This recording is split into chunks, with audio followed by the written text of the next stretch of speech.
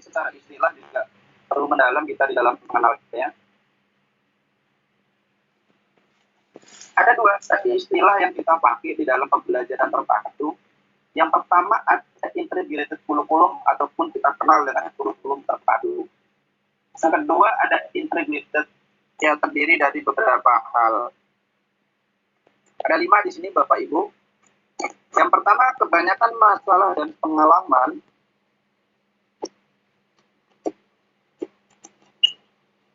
termasuk pengalaman belajar bersifat interdisipliner. Sehingga untuk memahami, mempelajari, dan memecahkan diperlukan multi skill. Banyak kalian Bapak Ibu. Yang kedua, adanya tuntutan interaksi kolaboratif yang tinggi dalam memecahkan berbagai masalah. Yang ketiga, memudahkan anak untuk membuat hubungan antar skema mata dan transfer pemahaman antar konten. 4. Menyangkut kepada efisiensi. Yang kelima, adanya tuntutan keterlibatan anak yang tinggi dalam proses pembelajaran.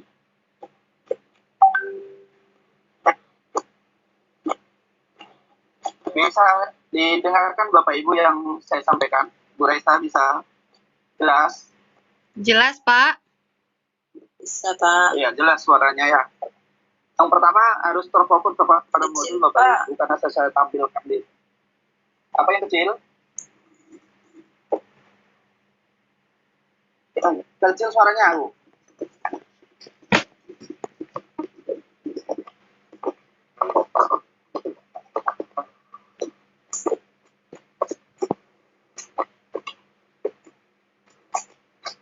Kita lihat yang B Bapak Ibu di halaman 1.6 dan ditampilkan di slide juga ada karakteristik pembelajaran terpadu.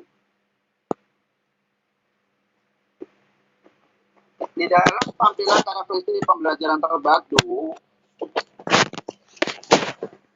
terutama secara perhatian yang kita lihat secara pembelajaran konvensional, biasa yang kita lakukan Bapak Ibu, ya terutama bagi kita seorang guru di sekolah, ini ditampilkan di halaman 1.7 ada 6. Yang pertama adalah pembelajaran terpadu terpusat pada siswa. Ini paling banyak yang harus kita lakukan di dalam poin pertama tentang karakteristik ini keharusan bagi kita Bapak Ibu tentang student centernya. Jadi dalam perhatian proses pembelajaran, karena secara anggapan kurikulum dan secara pedoman kurikulum bahwa guru itu sebagai fasilitator perjalanan belajar, ya secara pengembangan berpikir dan yang lainnya itu kita harus terpusat pada siswa. Tapi tidak lepas rambu-rambu yang kita berikan kepada peserta didik atau siswa itu berangkat dari guru. Kita baca di dalam pembelajaran terpadu terpusat pada siswa sesuai dengan pendekatan belajar modern yang lebih banyak menempatkan siswa sebagai subjek belajar.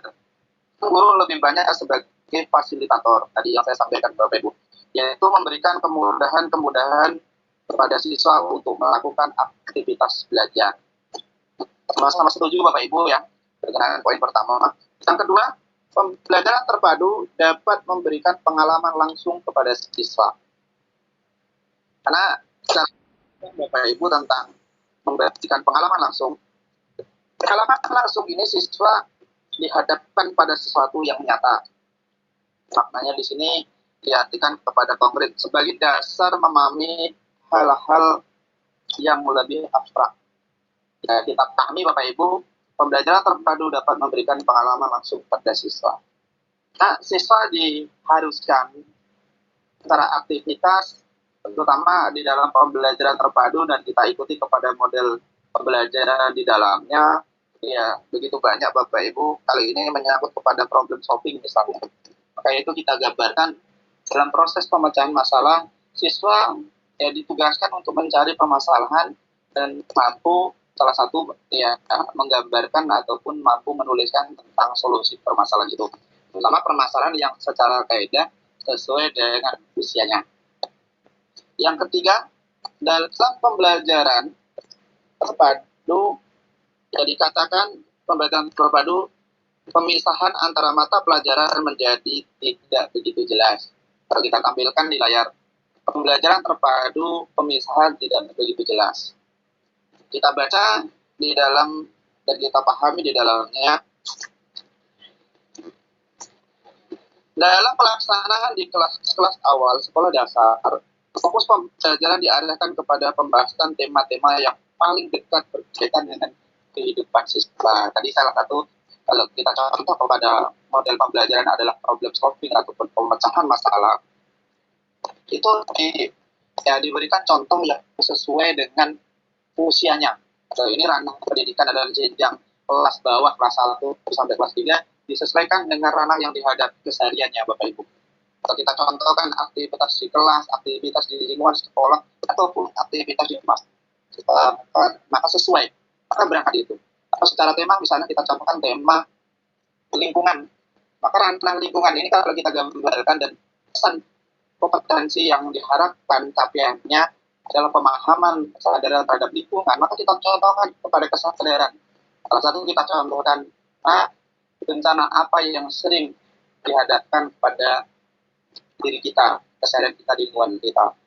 Yang paling sederhana mungkin si anak melihat bencana banjir, bencana banjir Pak atau Ibu. Maka kita contohkan kepada itu, apa yang dicari oleh siswa untuk problemnya. Pertama, siswa akan menjawab salah satunya, Pak, saya akan menggambarkan bahwa banjir ini disebabkan dari kesalahan tangan manusia. Itu di dalamnya lapangan hutan ataupun pemanfaatan hutan yang terlalu berlebihan dan tidak memperhatikan dampak lingkungannya. Contoh seperti itu. Bisa dipahami Bapak Ibu? Bu Resa?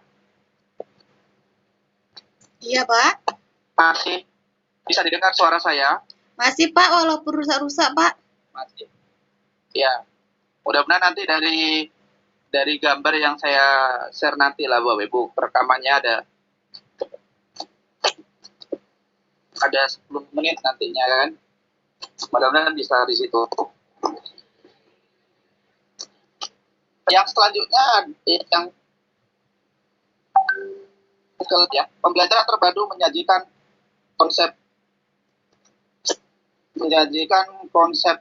konsep dari berbagai mata pelajaran dalam suatu proses pembelajaran.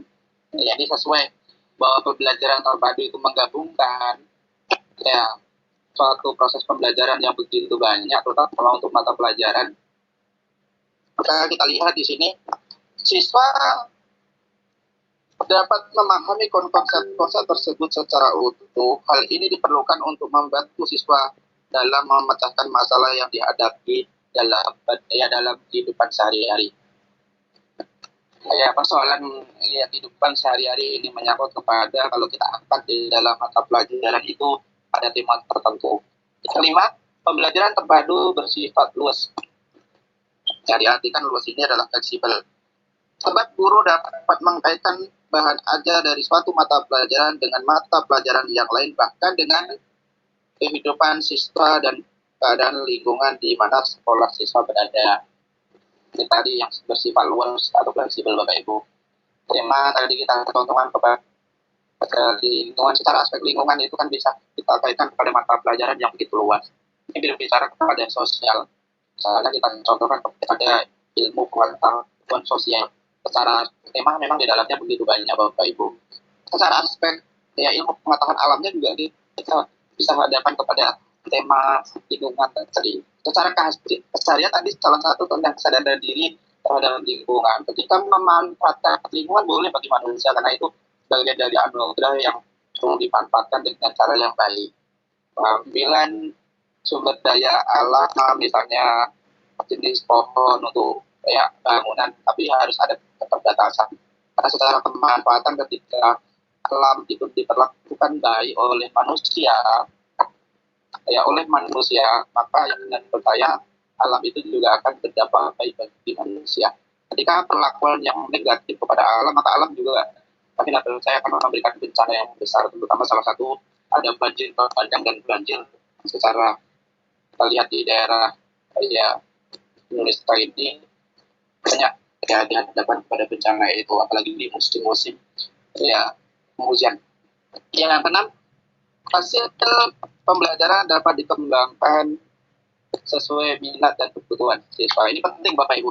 Di dalam kurikulum sekarang diarahkan karena secara pembedaan bahwa kurikulum 13 ini ada perbedaan kepada kurikulum KTSB yang secara pemenahan 13 ini secara objektivitas sudah mulai dipikirkan.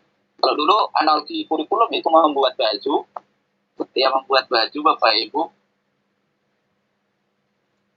ya secara tugas masing-masing mata pelajaran itu memiliki tugas. Salah satu ada yang membuat desain lengannya, ada desain kayak kera di dalam kemeja. Kali ini kita gambarkan baju itu berbentuk kemeja. Ada desain kancingnya, ada desain gambar secara keseluruhan. Tetapi kurikulum K13 sekarang itu menggambarkan bahwa secara rangkuman ya mata pelajaran itu didesain secara kompatibilitas sama hasilnya seperti baju yang sudah jadi. Dan kembali kepada kita di dalam mengimplementasikan pembelajaran di sekolah sesuai dengan kurikulum dengan baik. Kita lanjutkan ya konsep dasar dan secara materi keseluruhan ada konsep